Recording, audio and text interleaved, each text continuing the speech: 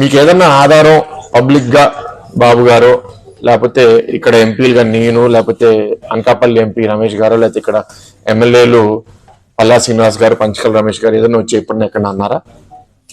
ఏ ఆధారం లేకుండా English media అట్లా రావడం అనేది చాలా ఇర్రెస్పాన్సిబుల్ గా భావిస్తున్నాను. ఎందుకంటే ఇది చాలా మంది జీవితాలకి ముడిపడిన సమస్య.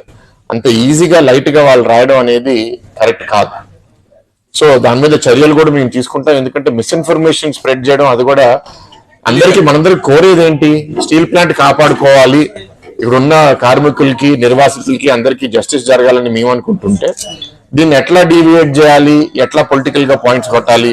వాళ్ళు పవర్ లో ఉన్నప్పుడు 5 ఏళ్ళు చేయలేకపోయారు, ప్రతిపక్షంలో ఉన్నప్పుడన్నా మా పని మమ్మల్ని చేయనివ్వచ్చు కదా. ఇవాళ బాగా రివ్యూ చేసామండి. వాళ్ళని కోరింది కూడా ఏంటంటే లాభాల లోపలికి స్టీల్ ప్లాంట్ ని ఎట్లా తీసుకుని రావాలి, ఆ విధంగా మనం ఎట్లాంటి సహాయం రేపు కేంద్ర మంత్రి మనం అడగాలి. ఏదైతే సపోర్ట్ వాళ్ళు చేయగలిగితే మనకి వేరే వేరే సోర్సెస్, ఇందాక పల్లా గారు కూడా చెప్పారు, ఆ సోర్సెస్ నుంచి ఫండ్స్ అన్ని మనం తీసుకొచ్చి ప్రొడక్షన్ కెపాసిటీ పెంచుకోగలగాలి. ఇప్పుడు ఇంచుమించు హాఫ్ ప్రొడక్షన్ కెపాసిటీలోనే ఉన్నాము.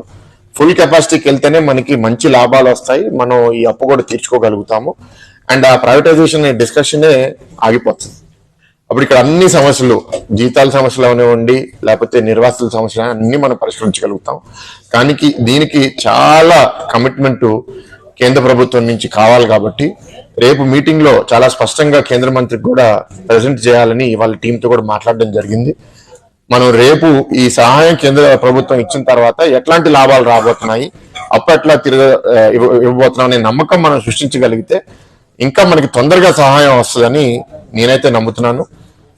టీం కూడా మీ అందరికీ చెప్తున్నాను, చాలా మంది అపోహలు కూడా సృష్టిస్తున్నారు, ఇక్కడ పనిచేయరని లేకపోతే ఇక్కడ టెక్నికల్ నాలెడ్జ్ లేదని. అది మాత్రం మీటింగ్ లో నాకు అర్థమైంది ఏంటంటే అక్కడ ఉన్న కొందరు హెచ్ఓడీస్ కూడా చాలా కమిటెడ్ గా ఉన్నారు. అండ్ ఈ ప్లాంట్ లో వర్కర్స్ కూడా చాలా బాగా పనిచేస్తున్నారని ఒక బయట నుంచి వచ్చిన ఆఫీసర్ కూడా చెప్పారంటే నాకు చాలా సంతోషంగా ఉంది. మనం దీన్ని ఇంకా